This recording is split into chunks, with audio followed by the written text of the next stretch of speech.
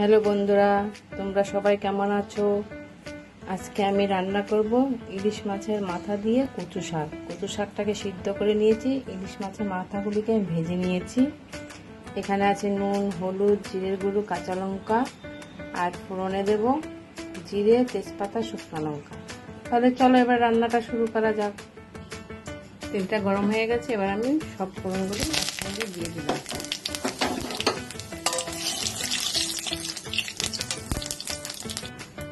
এই ফোড়নে কচু শাকটা দিয়ে দেবো।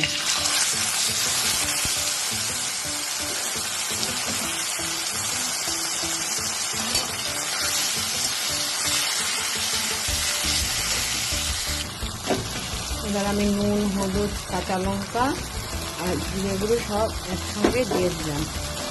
এবার ভালো করে কষাতে হবে। এবার ইলিশ মাছের মাথাগুলি দিয়ে দেবো, দিয়ে এবার ভালো করে কষিয়ে নেব।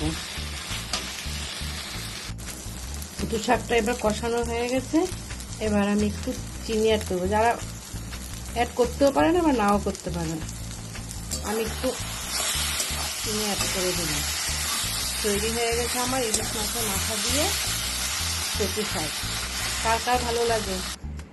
খুব সুন্দর রেসিপি, ইলিশ মাছের মাথা দিয়ে কচু শাক রেডি হয়ে গেছে। এবার খাওয়া শুরু করা যাক।